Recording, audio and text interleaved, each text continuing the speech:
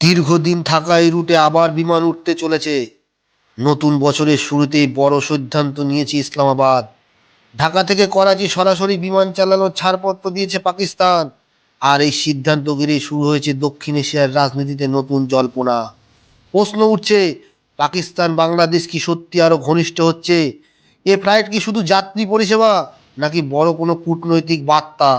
গত এক বছরও বেশি সময় ধরে পাকিস্তান ও বাংলাদেশের সরকারের মধ্যে ঢাকা করাচি বিমান রুট পুনরায় চালু করার বিষয়ে আলোচনা চলছে। মোহাম্মদ ইউনূসের আমলে পাক বাংলাদেশ ঘনিষ্ঠতাও বেড়েছে। ঢাকা থেকে করাচি পর্যন্ত সরাসরি বিমান চলাচলের অনুমতি দিয়ে দিল ইসলামাবাদ। বাংলাদেশের জাতীয় বিমান সংস্থা বিমান এয়ারওয়েজে আপাতত পরীক্ষামূলকভাবে এই রুটে বিমান চালানোর অনুমতি দেওয়া হয়েছে। অনুমতির মেয়াদ আগামী 30শে মার্চ পর্যন্ত। এই সময়ের মধ্যে চাহিদা, জনপ্রিয়তা এবং কার্যকারিতা বিবেচনা করা হবে। ফল ইতিবাচক হলে স্থায়ীভাবে ঢাকা করাচি বিমান চলবে।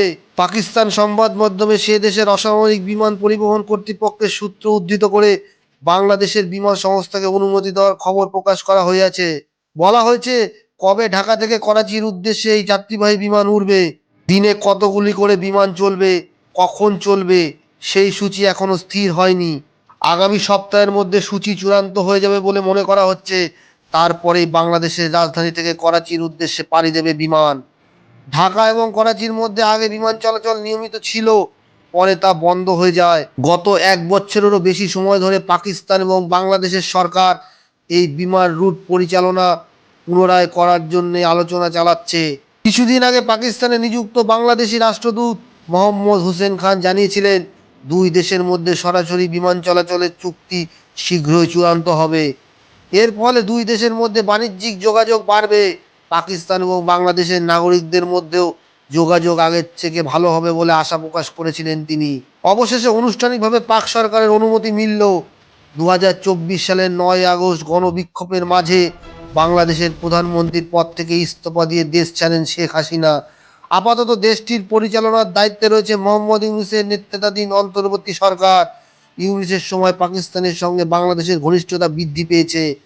আকাশপথে দুই দেশের সরাসরি যোগাযোগ সেই ঘনিষ্ঠতাকেই আরো নিবিড় করবে বলে মনে করছে বিশ্লেষক মহল। আপনারা কি মনে করেন দর্শক বন্ধু?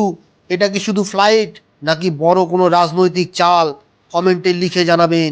ভিডিওটি ভালো লাগলে লাইক করুন, চ্যানেল সাবস্ক্রাইব করুন নতুন আপডেট পেতে। সবাই সুস্থ থাকবেন, ভালো থাকবেন। জয় হিন্দ, বন্দে মাতরম, ভারত মাতার জয়।